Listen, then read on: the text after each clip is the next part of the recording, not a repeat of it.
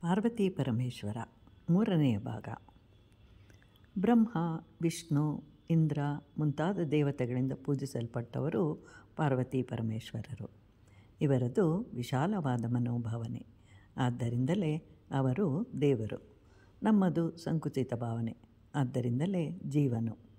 ಇಂತಹ ಜೀವನು ಪರಮಾತ್ಮನ ಕಡೆಗೆ ಸಾಗುವುದೇ ಸಾಧನೆ. ಅರ್ಧನಾರೀಶ್ವರ ತತ್ವದಲ್ಲಿ ಶಿವನು ಭಸ್ಮಲೇಪನವನ್ನು ಮಾಡಿಕೊಳ್ಳುವನು.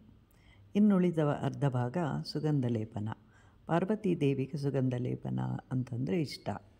ಶಿವನಿಗೆ ಭಸ್ಮ, ಅದರಲ್ಲೂ ಸ್ಮಶಾನದಲ್ಲಿ ಆಗ ತಾನೇ ಸುಟ್ಟಿರುವ ಶವದ ಬೂದಿ ಅಂತಂದರೆ ಇಷ್ಟ. ಹೀಗೆ ಇಬ್ಬರದೂ ವಿರುದ್ಧವಾದ ಭಾವನೆಗಳಾದರೂ ಒಟ್ಟಿಗೇ ಇರುವರು. ಅದೇ ಶಿವತತ್ವ. ಯಾಕೆ ಅಂತಂದರೆ ಸ್ಮಶಾನದಲ್ಲಿ ಆಗ ತಾನೇ ಸುಟ್ಟಿರುವ ಬೂದಿಯು ಶಿವನ ದೇಹವನ್ನು ಸ್ಪರ್ಶಿಸಿದ ಕೂಡಲೇ ಅದು ವಿಭೂತಿ ಆಯಿತು, ಪವಿತ್ರವಾಯಿತು. ಶಿವನು ಸಂಧ್ಯಾ ಸಮಯದಲ್ಲಿ ತಾಂಡವವಾಡುವನು. ಆಗ ಧರಿಸಿದ್ದ ವಿಭೂತಿಯು ಕೆಳಗೆ ಬೀಳುತ್ತೆ ಅಂತ ಹೇಳಿ ದೇವತೆಗಳೆಲ್ಲರೂ ಬಂದು ಅದನ್ನು ತಮ್ಮ ತಮ್ಮ ಕೈಗಳಲ್ಲಿ ಹಿಡಿದು ಶಿರಸ್ಸಿನಲ್ಲಿ ಧರಿಸುತ್ತಿರುವರು. ಆಕಾಶ ಮಾರ್ಗದಲ್ಲಿ ಚಲಿಸುತ್ತಿದ್ದ ದೇವತೆಗಳು ಶಿವನು ತಾಂಡವವನ್ನು ಮಾಡುತ್ತಿದ್ದ ಶಿವನ ಶರೀರದಿಂದ ಬೀಳುತ್ತಿದ್ದ ವಿಭೂತಿಯನ್ನು ತಮ್ಮ ಕಿರೀಟದ ಮೇಲೆ ಧರಿಸಿದರು. ಆದ್ದರಿಂದ ಆ ಜಗನ್ಮಾತೆಯು ಧರಿಸಿದ ಸುಗಂಧದ ಲೇಪನಕ್ಕಿಂತಲೂ ಭಸ್ಮವೇ ಶ್ರೇಷ್ಠವಾದದು.